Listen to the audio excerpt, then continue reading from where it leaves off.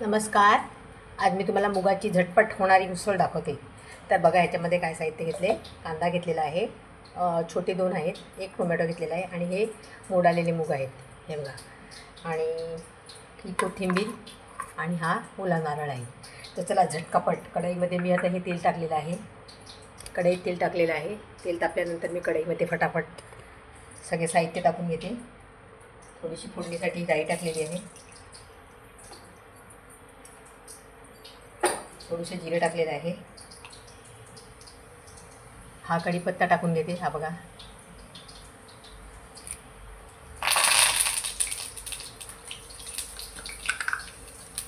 हिंग टाकते आणि कांदा टाकून घेते.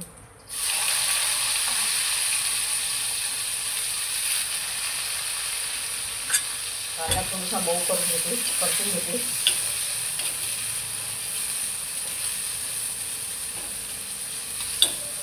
झटकीपट डब्याला चपाती खायला, भाजी परत भाकरी खायला झटकीपट. त्याच्यामध्ये थोडीशी मी मिरची पावडर टाकते.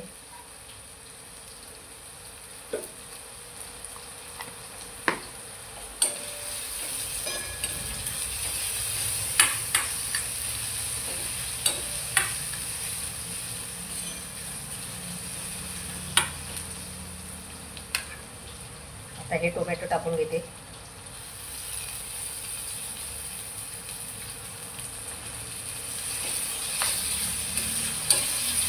टोमॅटोला परतून घेतलेला आहे.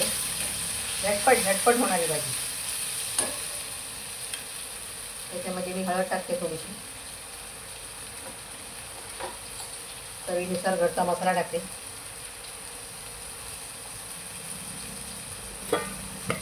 मीठ टाकते.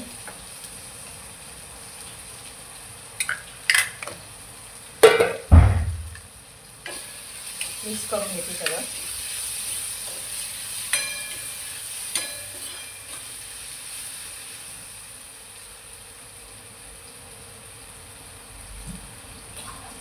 आणि थोडंसं पाणी टाकते मी याच्यामध्ये. पाणी कशासाठी टाकते तर पाणी टाकल्यानंतर ना हे मूग आहेत ना, हे पटकन शिजणार. म्हणजे फोडणीवर न फोडणी असे टाकले तर फोडणीवर मग कडक राहतात, म्हणून हे मूग झटपट शिजण्यासाठी मी थोडंसं पाणी टाकलेलं आहे. आता याच्यात दुसरं पाणी टाकायचं नाही आहे. आता हे पाणी न टाकता असं शिजवून घ्यायचं आहे.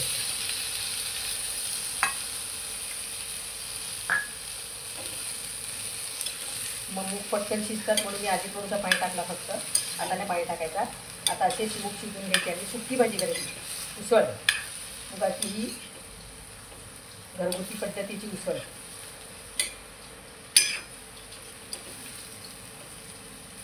तर आता मी हे 10-12 मिनटं पाणी ना टाकता शिजवून घेणार आहे. मंद आचेवरती झाकण ठेवते मी. आता हे बघा, आता शिजवून घेते मी. बघा छानची आपली भाजी कशी शिजते मुगाची, अगदी सुंदर.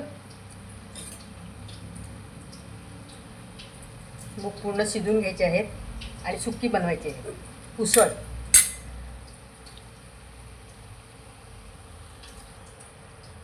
झटपट होणारी मुगाची उसळ आपली आता तयार झालेली आहे. हे बघा, कांदा शिजलेला आहे, टोमॅटो शिजलेला आहे आणि मूग पण शिजलेले आहेत. हे बघा कशी सुंदर. ह्याच्यावर आता मी वरून असा थोडासा गरम मसाला टाकते आपला घरगुती. मिक्स करून घेते गरम मसाला टाकून. सुंदर झालेली आहे बघा. आणि वरून हे ओलं खोबरं म्हणजे नारळ ओला आणि कोथिंबीर टाकते. बघा सुंदर अशी भाजी झालेली आहे, झटकीपट. तुम्ही पण नक्की करून बघा. हे बघा मिक्स करते मी आता. किती सुंदर वास निघालेला आहे, तो खमंग वास. बघा अतिशय सुंदर भाजी झालेली आहे, म्हणजे उसळ मुगाची सुकी. तर तुम्ही पण नक्की करून बघा.